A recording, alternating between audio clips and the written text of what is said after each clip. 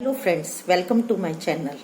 क्या आपने कभी सोचा है कि जब भी आपके माता पिता यानी बच्चों के दादा दादी को स्मार्टफोन्स को यूज करने की जरूरत होती है तो वो आपकी बजाय आपके बच्चों की मदद लेना ज्यादा पसंद करती हैं। वो इसलिए क्योंकि वो जानते हैं कि यह हमें पर्याप्त समय देकर और हमारी तरह ही छोटी छोटी बातों को समझते हुए सिखाएंगे।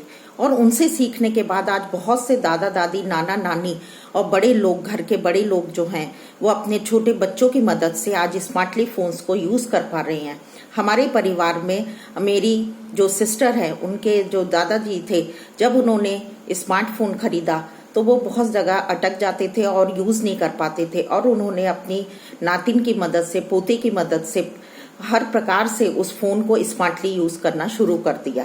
जब मैं इस बात को सोच रही थी तो मुझे एक कहानी याद आई, और वो कहानी ये है कि एक बार एक जंगल में गाय घास चर रही थी और उसी समय एक बाघ उसके पीछे दौड़ा, और दौड़ते दौड़ते उस शिकार की भाग दौड़ में वो दोनों एक उथले तालाब में जाकर गिर गए। और जब वो उस तालाब में दौड़ते हुए गिरे तो गाय भी उस कीचड़ में फंस गई और बाघ भी उस कीचड़ में फंस गया।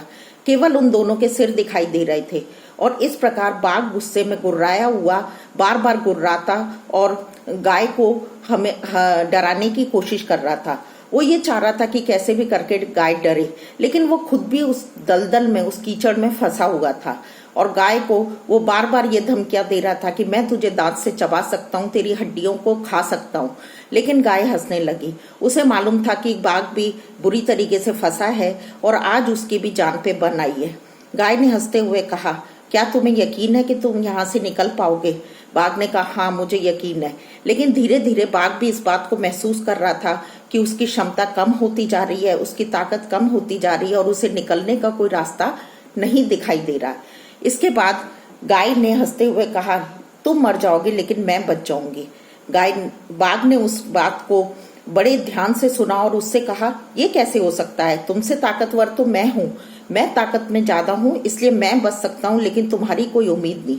गाय ने कहा कि मुझे अपनी ताकत पे नहीं, पर मुझे ये यकीन है कि मेरा मालिक जब मैं शाम तक घर नहीं पहुंचूंगी तो वो मुझे लेने के लिए अवश्य आएगा। और इसी प्रकार गाय को हंसते हुए जो बात उसने बाघ को कही थी वही बात पूरी हुई, और गाय का मालिक शाम को उसे ढूंढते ढूंढते उस जगह पर आया और उसने गाय को देखकर अपनी पूरी कोशिश करके गाय को बाहर निकाल लिया। और गाय और मालिक दोनों के प्रति आभार प्रकट करते हुए जा रहे थे, और बाघ उन्हें देख रहा था। लेकिन गाय को बाघ पे दया आ रही थी और वो ये सोच रही थी कि काश इसने भी हमें वो सहूलियत दी होती कि हम इसके पास तक जाते और इसे हम निकाल पाते।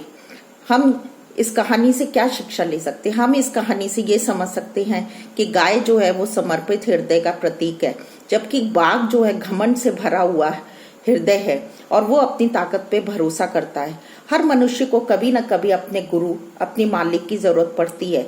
ये बात सच है कि स्वतंत्र होकर जीवन जीना और किसी पर निर्भर ना होना, आत्मनिर्भरता से जीना बहुत अच्छी बात है, लेकिन कहीं ना कहीं हमें अपने गुरु की, अपने मालिक की जरूरत होती है कि जो हमारा समय समय पर मार्गदर्शन करे और हमें आगे बढ़ाने में हमारी मदद करे।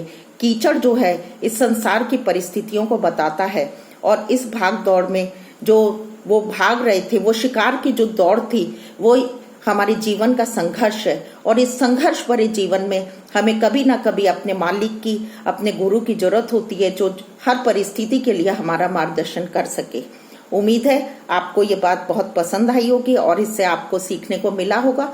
अगर आपको पसंद आती है बात तो आप मेरे चैनल को सब्सक्राइब करें, और इसी प्रकार मैं उत्साहवर्धक और प्रेरणादायक कहानियां आपके सामने लेकर आती रहूंगी। धन्यवाद।